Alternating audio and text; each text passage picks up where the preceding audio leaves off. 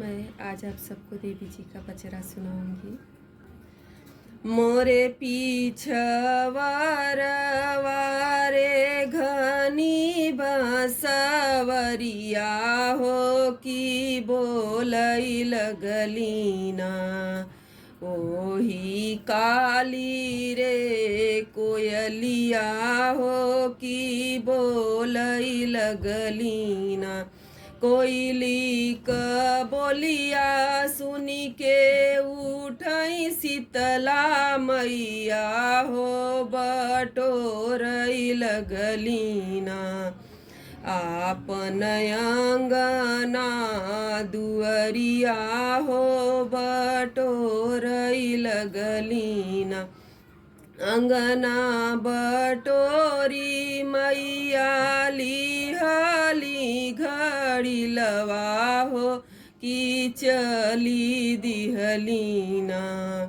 मैया गंगाय सननवा हो कि चली दिहलीना।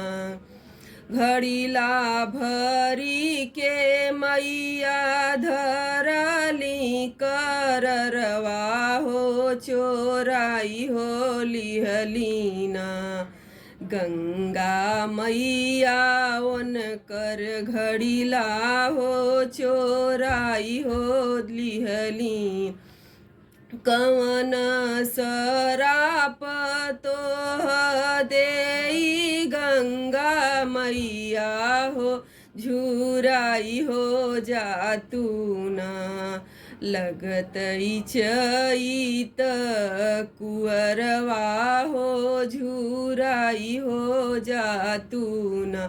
एतनी बचन जब सुनई गंगा मैया हो कि दई हो दिहलीना।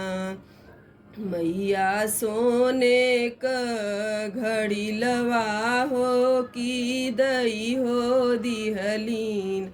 कवन शीस तोह देई गंगा मैया हो लहरी अउतूना। लगतई चईत कुअरवा हो लहरी अवतूना। इसी तरह सातों बहनों का नाम लेकर गाया जाता है।